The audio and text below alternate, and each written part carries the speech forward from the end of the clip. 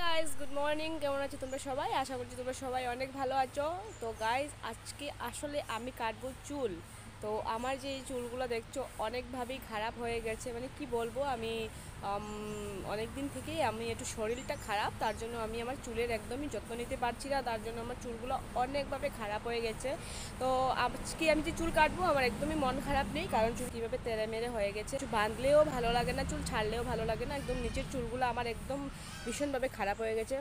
তো আমি যতই শ্যাম্পু করি না কেন আর যতই যে কিছু করি না কেন আমার চুলগুলা কিন্তু একদমই খারাপ হয়ে গেছে। আমি কিন্তু খুশি খুশি চুলটা কেটে নেব, আর চুল কেটে দেবে আমার দিদি।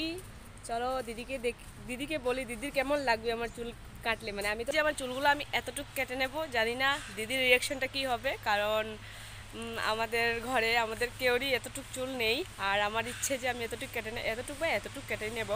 তো কেউরই লম্বা লম্বা, আর জানি না দিদি এখন কি, আমার দিদি আমাকে চুল কেটে দেবে। তো তোমার কিরকম লাগছে আমার এই তো লম্বা চুল আমি কেটে নেবো আজকে? একদম তো ভালোই লাগছে না, ওর চুলটা কেটে দেবো আজকে। আমি কিন্তু এতটুকু চুল কাটবো। হ্যাঁ, ও শর্ট করে নেবে চুল, আর অনেক মানে লং চুল ওর। তো ও কিন্তু যত্ন নিতে পারছে না বর্তমানে, তার কারণে ওর চুলটা কেটে দিচ্ছে। বললামই তো আমার শরীরটা খারাপ, আর শরীরটা আমার কিসের জন্য খারাপ আমি এই ভিডিওর পরে কিন্তু দিয়ে দেবো তোমাদের। হবে ও কিন্তু এই ভিডিওর পর জানিও যে ওর চুল কাটাটা কিরকম হয়েছে। এত তো জানি না চুল টুল কাটা, কিন্তু চেষ্টা হলে তোমরা পুরো ভিডিওটা দেখতে থাকো। গাইস ফাইনালি চলে এসেছি চুল কাটতে, ঘরের পিছনে চলে এসেছি ভিডিও বানানোর জন্য। মানে ঘরের পিছনে আসতে হলো, উঠোনে মানে কাটলে ভিডিও বানাতে পারতাম না, তার জন্য আর আসিনি। টেবিল বসিয়ে নিয়েছি, আর এই যে কেঞ্চিও নিয়ে এসেছি, বেঁধেছিলাম এখন খুলে নিচ্ছি। তো এদিকে আমি চুল টুল খোলার পর চুলকে ভালোভাবে আঁচড়িয়ে নেব, না আঁচড়ালে কিন্তু চুল একদমই কাটা যাবে না।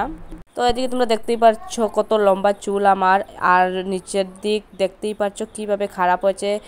আমি এদিকে বসেই ছিলাম, আর বৌদি এসে বলল বোনকে যে আমাকেও একটু কেটে দাও।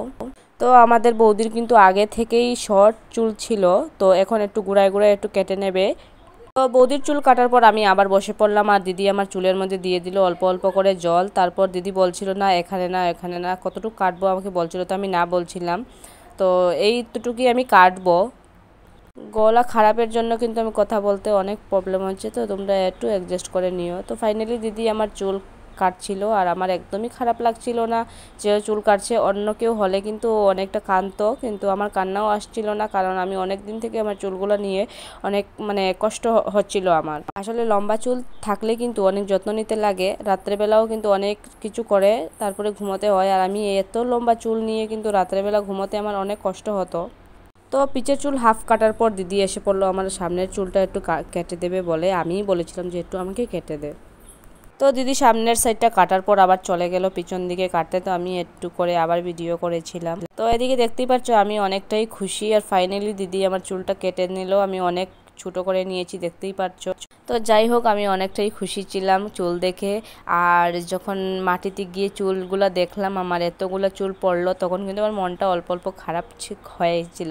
তখন দিদি কিন্তু আমাকে দেখে অনেক হাসছিল, তো এত হাসছিল কি বলবো, দেখতেই পারছো ওর হাসিগুলা।